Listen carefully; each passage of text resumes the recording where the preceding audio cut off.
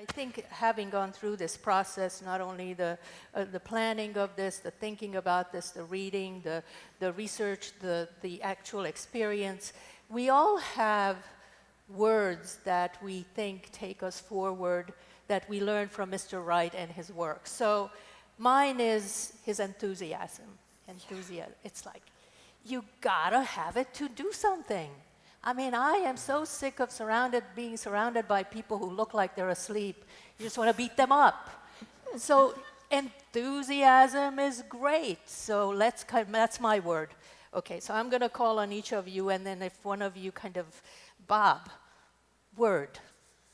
I mean, for me, I think there's a lot to be said for that notion of humanity that you were talking about earlier.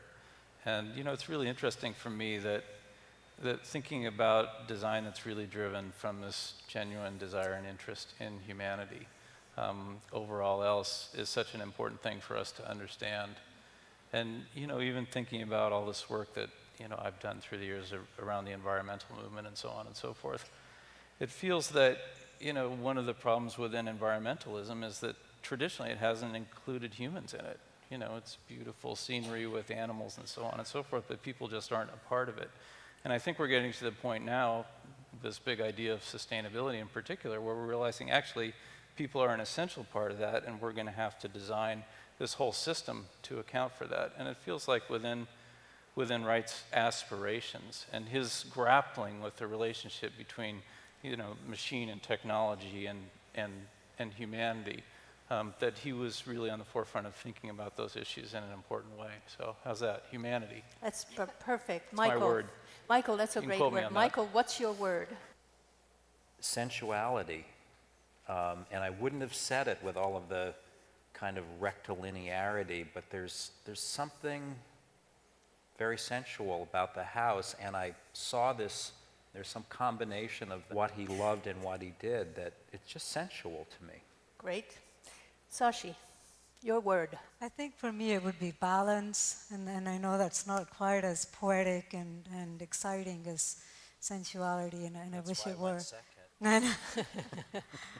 But he's captured this sense of balance.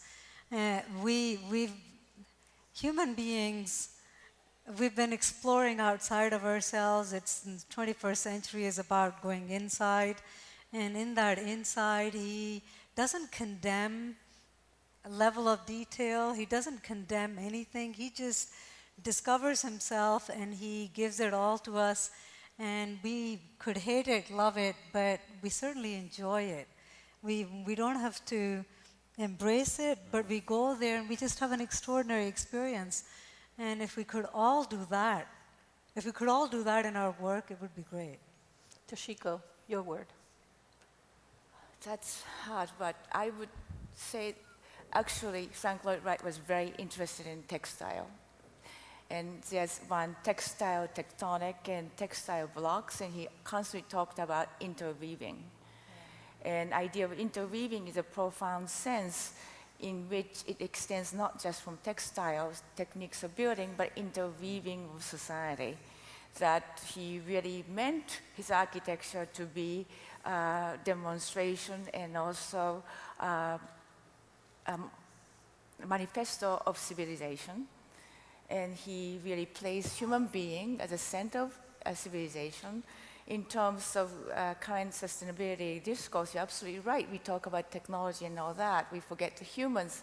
But in fact, scientists are coming up with data that single human behavior change will be more significant change in terms of environment, or if even new technology will not come any close, because if one single person's behavior or perception of environment and one's attitude toward nature changes, it will be billions of people. And that type, he knew the effect of importance of effect to a single human being, how that could change the civilization. And that's why he was so unflappable when he was asked, how did you think with the exterior events of war and all that? He was very firm.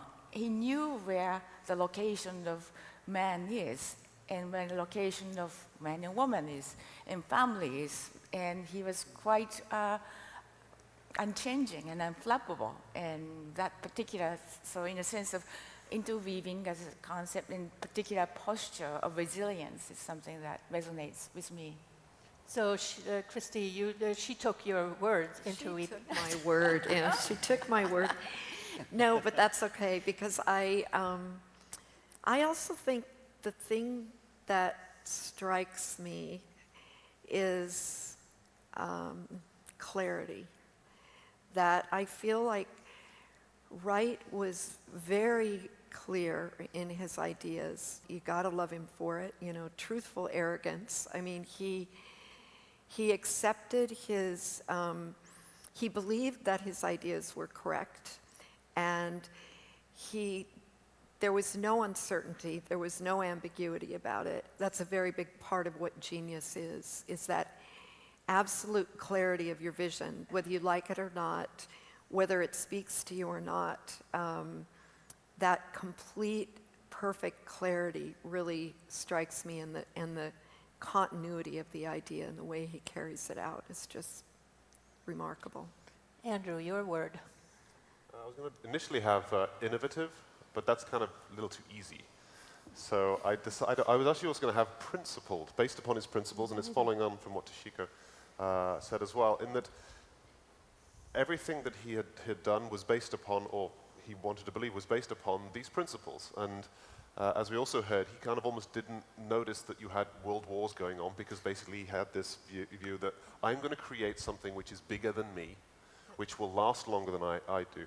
So everything that he did was an assumption that he was going to be remembered. And I think that allows for a greatness of thinking. That singleness of purpose means that he really did show genius, because he was already aware that his genius would survive. So I think that to me is rare. You know, most of us hope we live on through our family. He knew that he would live on through his work. Yeah, he's not blowing smoke here. So, okay, so here are the words for everybody to internalize. I love these words. Anybody who's a designer, who's a human being, who's anything, who's living and breathing and reproducing and all of those great things. Okay, enthusiasm, humanity, sensuality, balance, interweaving of society, of ideas, clarity of vision and continuity, and principled action. So this is a really great set of words for us to operate by. For one more. Jeff. Oh, I'm sorry, Jeffrey. I forgot you. I didn't mean to forget No you. problem, no problem. And now he has to come up with Jeffrey can finish this up. Oh, there we go.